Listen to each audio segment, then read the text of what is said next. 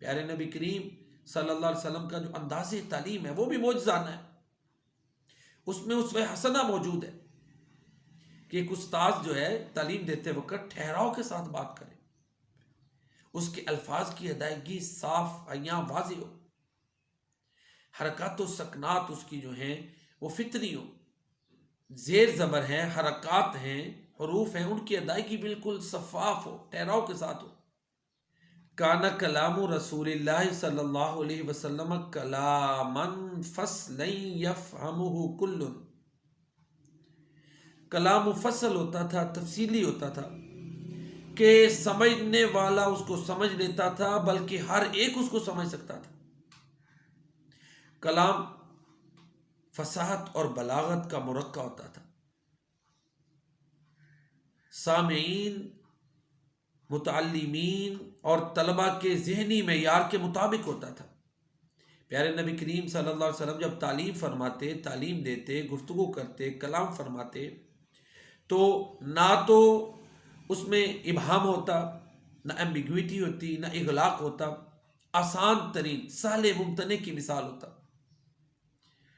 تلخیص اور تشریح اور سہل ممتنع یہ ساری چیزیں ایک وقت میں اس میں موجود ہوتی تھی. پیارے نبی کریم جناب محمد مصطفیٰ صلی اللہ علیہ وآلہ وسلم جب کلام فرماتے تو ترتیل کے ساتھ کلام فرماتے. آپ کی گفتگو میں ترتیل اور ترسیل ہوتی تھی. کان فی کلام رسول اللہ صلی اللہ علیہ وسلم ترتیل ترسیل، یعنی ٹھہراؤ ہوتا تھا، حروف اور الفاظ کی ادائیگی صاف اور واضح ہوتی تھی، حرکات بالکل نمایاں، واضح اور ممیز ہوتی تھی، سمجھنے والا آسانی کے ساتھ پیارے نبی کریم صلی اللہ علیہ وآلہ وسلم کی گفتگو کو، کلام کو سمجھ سکتا تھا. کانا کلام رسول اللہ صلی اللہ علیہ وسلم کلامن فصلا یفہمہ کل. کلام مفصل ہوتا تھا، تفصیلی ہوتا تھا کہ سمجھنے والا اس کو سمجھ لیتا تھا، بلکہ ہر ایک اس کو سمجھ سکتا تھا. کلام فصاحت اور بلاغت کا مرقع ہوتا تھا، سامعین، متعلمین اور طلبہ کے ذہنی معیار کے مطابق ہوتا تھا. پیارے نبی کریم صلی اللہ علیہ وسلم جب تعلیم فرماتے، تعلیم دیتے، گفتگو کرتے، کلام فرماتے تو نہ تو اس میں ابہام ہوتا، نہ ایمبیگویٹی ہوتی، نہ اغلاق ہوتا، آسان ترین سہل ممتنع کی مثال ہوتا. تلخیص اور تشریح اور سہل ممتنع یہ ساری چیزیں ایک وقت میں اس میں موجود ہوتی تھی. پیارے نبی کریم صلی اللہ علیہ وسلم کا جو انداز تعلیم ہے وہ بھی معجزانہ ہے. اس میں اسوہ حسنہ موجود ہے کہ ایک استاذ جو ہے تعلیم دیتے وقت ٹھہراؤ کے ساتھ بات کرے، اس کے الفاظ کی ادائیگی صاف عیاں واضح ہو، حرکات و سکنات اس کی جو ہیں وہ فطری ہو، اس کی جو زیر زبر ہیں، حرکات ہیں، حروف ہیں، ان کی ادائیگی بالکل شفاف ہو، ٹھہراؤ کے ساتھ ہو. پیارے نبی کریم صلی اللہ علیہ وسلم لم یکن یسرد الحدیث کسردکم، تیز تیز کلام نہیں کرتے تھے کہ الفاظ کو چبا دیا جائے یا الفاظ کھا لیے جائیں. ایک مرتبہ بات کرتے، بوقت ضرورت 2 مرتبہ بھی دہراتے، 3 مرتبہ بھی دہراتے، بعض دفعہ ایک بات کو بار بار دہراتے، سمجھانے کے لیے اعادہ کرتے، دہراتے، بات میں زور پیدا کرنے کے لیے جو ہے نا وہ بات کو آپ صلی اللہ علیہ وسلم دہراتے. اور آپ کا جو دہرانا اور اعادہ ہے، کچھ الفاظ کو یا جملوں کو یا بات کو آپ صلی اللہ علیہ وسلم جو دہراتے تھے اس میں بھی حکمت ہے. وہ دہرانا بھی عین فطری ہے اور فصاحت و بلاغت کی پیک اور عروج پر واقع ہوتا ہے. وہ اپنے دامن میں فصاحت و بلاغت لی ہوتا ہے.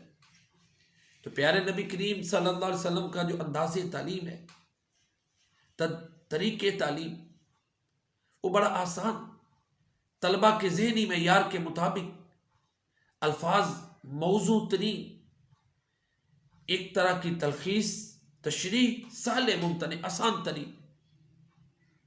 وہ تعلیم ہوتی تھی سیکھنے والے کے یا طلبہ کے یا صحابہ کرام کے یا لوگوں کے ذہنوں میں آپ صلی اللہ علیہ وسلم کا جو کلام اور گفتگو ہے وہ نقش ہو جاتا تھا، انداز ایسا کہ فطری لوگ یہ سمجھتے کہ جیسے میرے دل کی بات،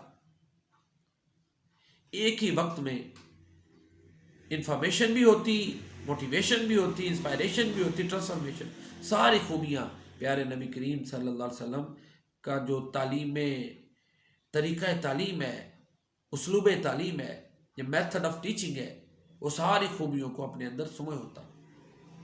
تو یہ بھی نبی کریم صلی اللہ علیہ وسلم کی شخصیت کا معجزانہ پہلو ہے کہ آپ ایک کامل ترین معلم ہیں،